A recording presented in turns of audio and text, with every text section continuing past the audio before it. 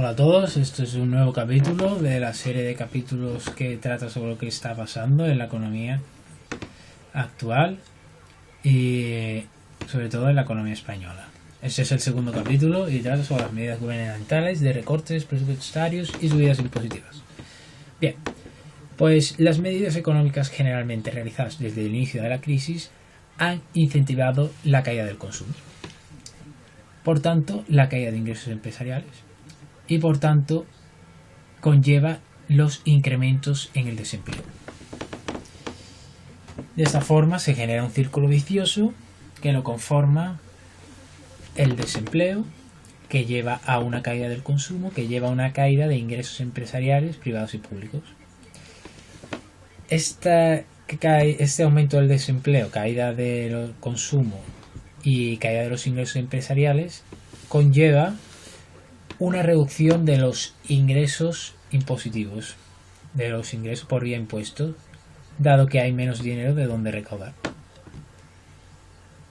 Si hay más desempleo, hay menos rentas de la cual recaudar impuestos. Si hay menos consumo, hay menos consumos de los cuales recaudar impuestos. Y si hay menos ingresos empresariales, pues hay menos rentas e ingresos empresariales de los cuales recaudar.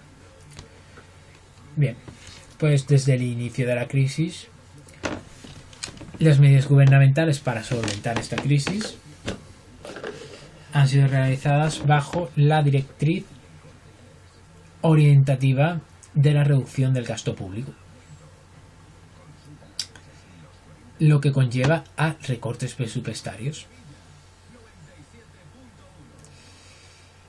Y también pues han incrementado los impuestos. Bien, estas medidas generan más desempleo. Estas medidas generan más caída del consumo. Estas medidas generan caída de ingresos empresariales, públicos y privados. Y por tanto, nuevamente, al haber menos ingresos empresariales, más desempleo. Y además menos ingresos por vía impuestos por parte del Estado. Dado que los ingresos por parte del Estado se obtienen principalmente del consumo, de las rentas del trabajo y de los ingresos empresariales, si es realizado un incremento de impuestos en estos tres aspectos, sin realizar un gasto público orientado a aumentar su financiación, estos aspectos generarán menos dinero y habrá menos dinero de donde recaudar.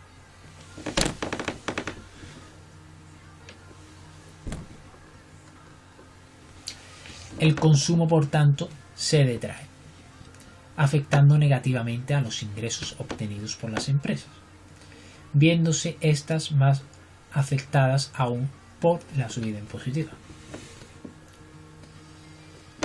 De esta forma, las rentas del trabajo se verán afectadas, pues si los ingresos de las empresas se reducen, se incrementarán los despidos, y los que estén contratados tenderán a haber reducido sus ingresos. Entonces los impuestos que recauden estos ingresos del trabajo serán menores. Además, se afectaría negativamente al consumo, dado que al tener menor renta se consume menos y por tanto se genera este nuevo círculo vicioso que ya he hablado. Pues reducción del consumo, reducción de los beneficios empresariales, por tanto aumento del desempleo y reducción de las rentas del trabajo. Si hubiera una caída de los beneficios empresariales sin que el Estado solventara esta caída de beneficios empresariales, pues inevitablemente hay más desempleo. Y si hubiera una ayuda gubernamental a esta caída de ingresos empresariales, pues habría menos desempleo. Y al haber menos desempleo, pues habría más rentas de las cuales obtener ingresos por vía impuestos. Y al haber una mayor ingresos por vías impuestos, pues el Estado podría solventar el problema de la caída de ingresos empresariales de una forma más holgada. Y también, pues, no se reduciría el consumo, porque al no haber caída de ingresos empresariales, las empresas no se verían obligadas a despedir.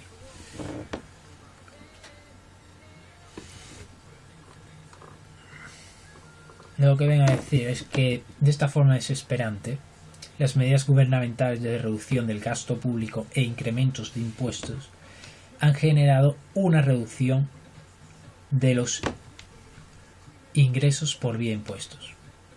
Problema que no ha sido solventado generalmente más que de otra manera que incidiendo más en la reducción del gasto público y de ingresos impositivos, lo cual ha continuado generando la reducción del consumo, de los beneficios empresariales y del empleo, de forma que nuevamente se reduce y se siguen reduciendo los ingresos públicos.